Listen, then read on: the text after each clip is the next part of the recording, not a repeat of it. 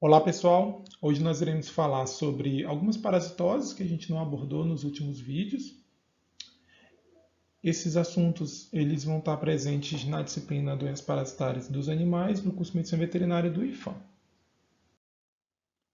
No plano de aula, nós temos os seguintes objetivos: discorrer sobre a etiopatogênese, sintomatologia, diagnóstico terapêutica e profilaxia de doenças parasitárias.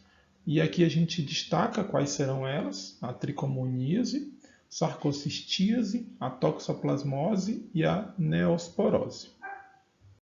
Inicialmente, vamos falar sobre a tricomoníase. Essa doença acomete principalmente bovinos e o gato doméstico e é uma doença sexualmente transmissível, causada pelo agente parasitário Trichomonas foetus.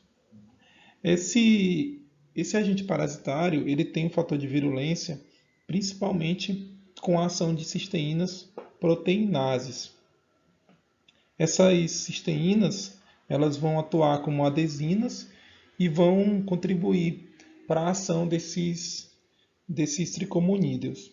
Tá? A partir do momento que essa cisteína proteinase ela chega na superfície, né, da mucosa, ela vai causar bastante inflamação, citotoxicidade e também a morte dessas células epiteliais. Com isso, o processo patogênico.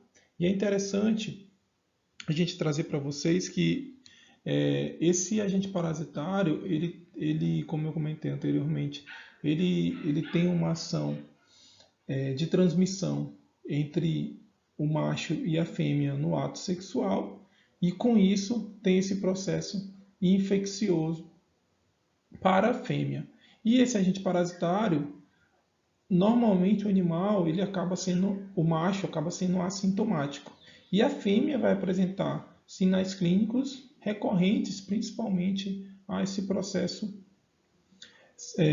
no sistema reprodutor. Tá? Então, a fêmea vai apresentar repetições irregulares de cio, com intervalos aumentados, vaginite, cervicite, endometrite, piometra, morte embrionária ou fetal e também o feto macerado e, principalmente, uma característica que se observa na tricomonias é o aborto.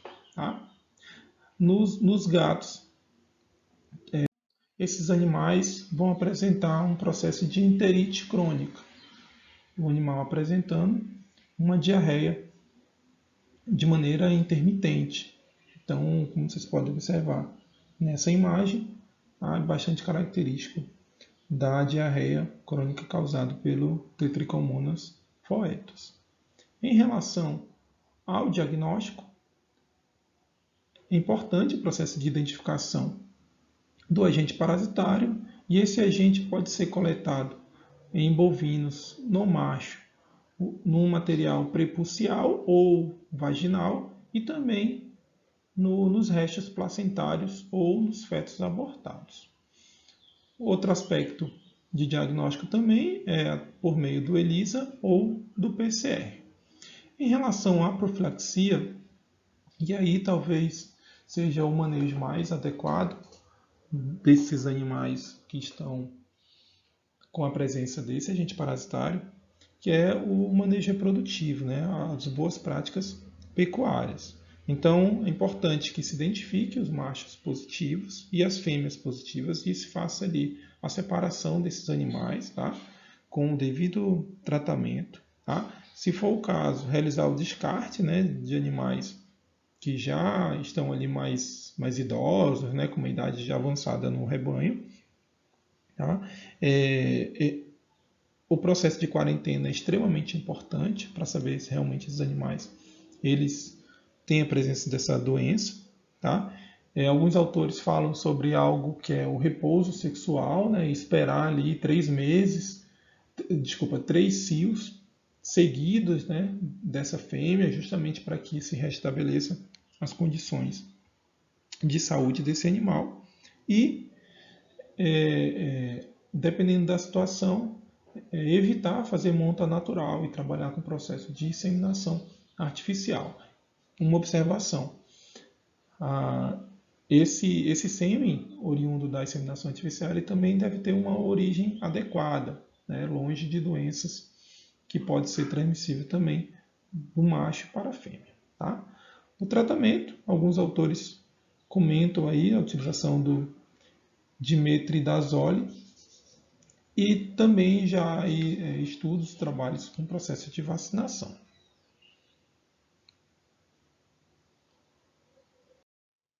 Sarcocistíase.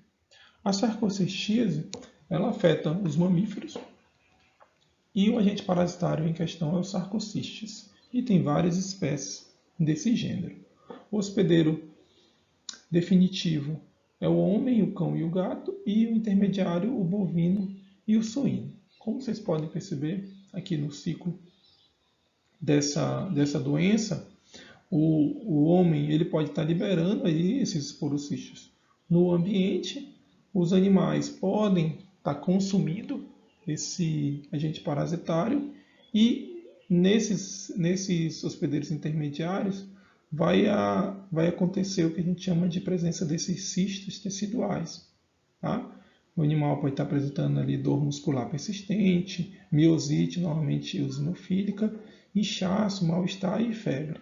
Aí, a partir do momento que esse agente parasitário é liberado no ambiente, ele pode, ou o ser humano está consumindo esses cistos, tá? E com isso continuando o ciclo desse agente parasitário. Nesses animais, vocês podem perceber aqui o sarcocistos no tecido, tá? Em ovelha e em bovino, tá? E esses cistos eles devem ser analisados e observados no processo de inspeção desses produtos de origem animal. No diagnóstico, no hospedeiro definitivo, o exame adequado é o coproparasitológico, né, devido à liberação desses esporocistos no ambiente, e no hospedeiro intermediário dá para fazer alguns testes, né, como a imunofluorescência indireta, a reação de fixação de complemento e biópsia muscular. Em relação à profilaxia, a inspeção é extremamente importante, o manejo sanitário, então evitar que esses animais tenham acesso a esses esporocistos que são liberados pelo homem. E a cocção adequada desse alimento também pode facilitar e pode estar destruindo esse agente parasitário. Tá? O tratamento, alguns autores comentam a utilização de albendazol. Vamos falar agora um pouco sobre toxoplasmose. Essa doença é bastante importante para a saúde única, para a saúde coletiva, e ela está presente em várias espécies animais e também no ser humano.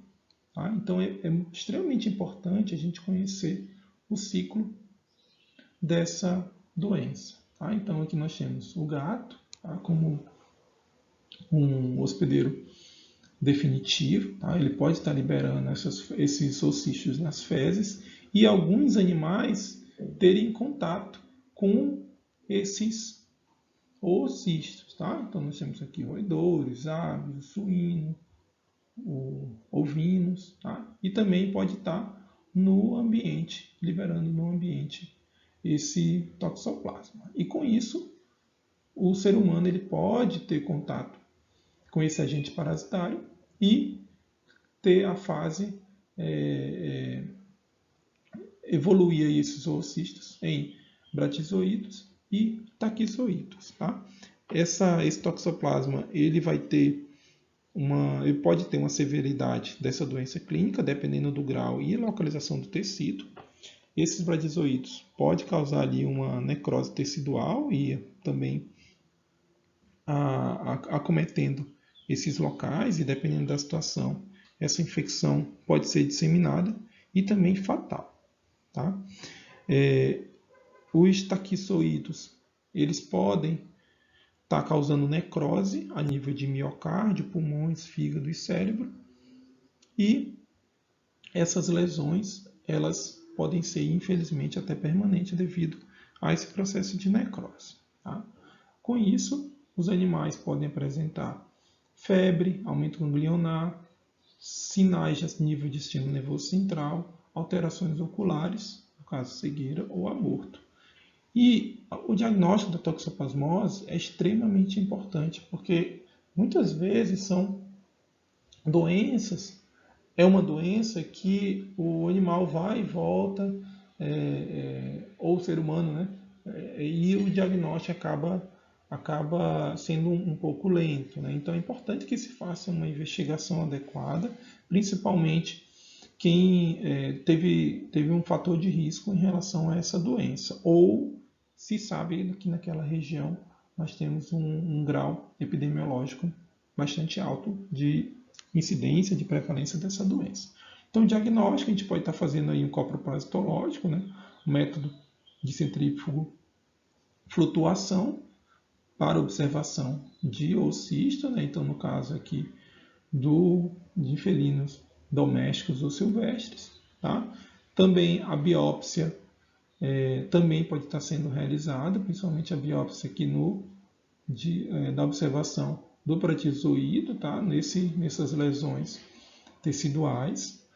E alguns testes também podem ser realizados, como teste de hemaglutinização, imunofluorescência direta, aglutinação por imunoabsorção, o ISAGA, teste ELISA e também o PCR. Em relação à conduta clínica, existem alguns protocolos de conduta, tá? A utilização da sulfadiazina mais pirimetamina, ou a utilização da clindamicina, ou a utilização da dapsona e também da atovacona. Tá? Então, em relação à profilaxia, é importante o processo de dispersão desses locais, né, desse alimento, né, do ser humano, né, principalmente quando a gente fala de animais de produção. O manejo sanitário, justamente para que a gente evite ali um processo de ação, né, de proliferação desse micro-organismo no ambiente, bem como a cocção adequada também pode facilitar e inativar esse agente parasitário. Existem muitos mitos em relação à toxoplasmose, principalmente de como o gato pode estar transmitindo, tá? Então, é importante que o médico veterinário elucide isso muito bem para os tutores e também para a população em geral, tá? Toxoplasmose pode ser um grande problema sanitário, só que a gente tem que elucidar muito bem a população e sensibilizar a população em relação a que o gato não é o vilão em relação à toxoplasmose, ele também pode ser ali uma vítima, tá? E obviamente a gente tem que ter a certeza que ele tem ali o toxoplasma, tá? Então vocês vão acabar tendo bastante isso na clínica, né? Quem for trabalhar com consultório, com clínica, se o ser humano, o tutor, ele não pode mais ter acesso do gato por causa da toxoplasmose e tudo. Então é importante que a gente, com bastante calma, bastante tranquilidade, explique a situação e que a gente evite o contato desse agente parasitário. E vocês estão percebendo ali que pode ser de várias formas que pode ser feito o contágio para o ser humano, tá bom? Outra doença importante, a neosporose. E a neosporose ela tem uma similaridade bastante com a toxoplasmose. Tá? O diagnóstico muitas vezes acaba sendo dificultoso, né? Principalmente na observação desse agente parasitário. O agente em questão é o Neospora canino.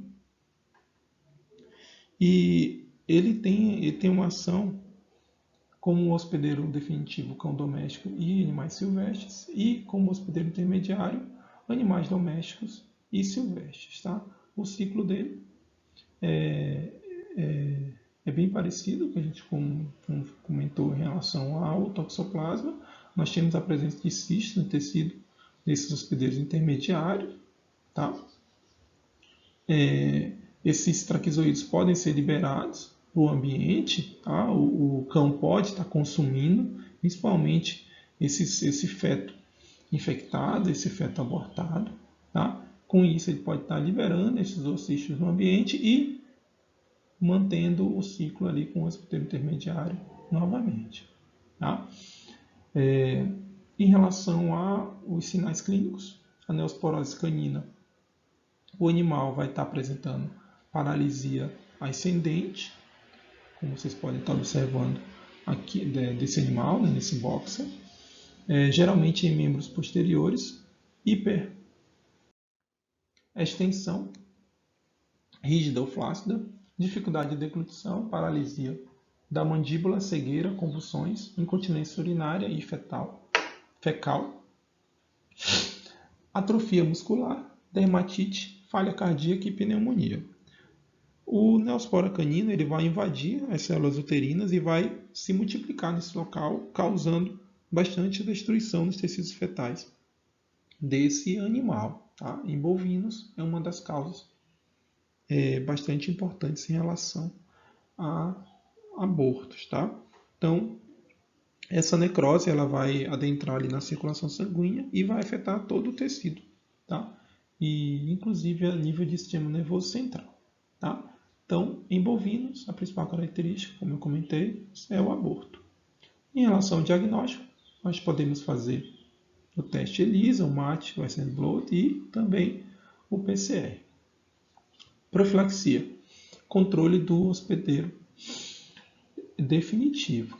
Tá? Então, uma coisa que a gente tem que fazer é não deixar o acesso de cães, tanto domésticos quanto silvestres, em locais no qual o bovino está presente. Tá? Curral, no estábulo, na pastagem. Eu, tirando esse hospedeiro definitivo, eu vou estar evitando o processo de transmissão. Tá? E o tratamento, a gente pode estar utilizando ali protozoaricidas, tá? Para que evite essa doença, tá bom?